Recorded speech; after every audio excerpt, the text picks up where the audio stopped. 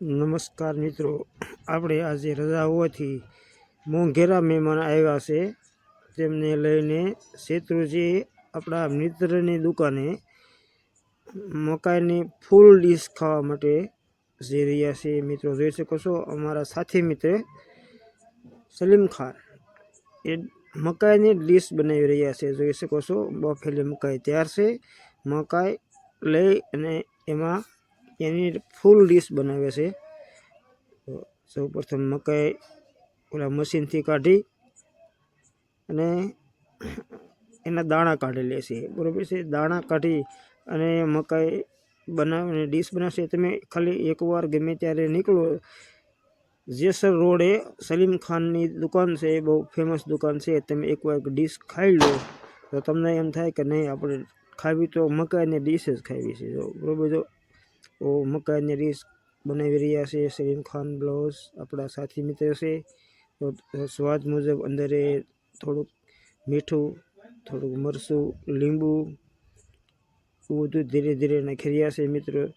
તો જો અત્યારે થોડુંક મરચું નાખી દીધું છે. અત્યારે એમણે તમે જોઈ શકો છો 3 ડીશ બની છે. 3 ડીશ બની આગળ તૈયાર થઈ જાય છે. જો સલીમ ખાન બ્લોગ્સ અત્યારે લીંબુ કાપી રહ્યા છે.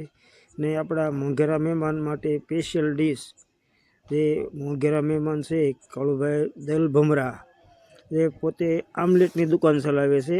છેલ્લે તમને કાળુભાઈ દલ ભમરા પણ બતાવવામાં આવશે છે. જે અમારા મોંઘેરા મહેમાન છે, જે અમારા ખાસ વિઝિટ માટે જ આવ્યા છે અમારી દુકાનની વિઝિટમાં. તો અત્યારે સલીમ ખાન જે છે એ સેવ અંદર ઉમેરી રહ્યા છે. સેવ ઉમેરીને અત્યારે ડીશ કમ્પ્લીટ તૈયાર થવાની તૈયારીમાં છે. તમે જોઈ શકો મિત્રો, આ ડીશનો તો સ્વાદ તો તમે ક્યારેક ચાખો.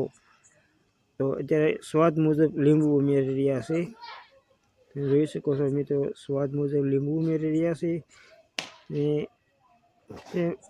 કાળુભાઈ જે છે એમને હોટલ ગારિયાધાર મુકામે છે. ક્યારેક કાળુભાઈની દુકાને પણ ક્યારેક મુલાકાત લેજો. રંગોલી આમલેટ સેન્ટર છે, રંગોલી આમલેટ સેન્ટર. અને ખરેખર બહુ ગજબની દુકાન ચલાવે છે કાળુભાઈ. એકવાર તમે જો કોઈ કદાચ નોનવેજ ખાતા હોય તો ક્યારેક એમાં પણ ટ્રાય કરજો. આ કાળુભાઈ બ્લોગ્સ છે, અમારા સાથી મિત્ર છે. અને ભાઈ કરતાં પણ એ વિશેષ ભાઈબંધ છે અમારા. ભાઈ જેવા જ ભાઈબંધ છે એમ. ગમે ત્યારે સુખ દુઃખમાં સાથે રહે છે કાળુભાઈ બ્લોગ્સ. તો આપણી ડીશ તૈયાર થવા જઈ રહી છે મિત્રો.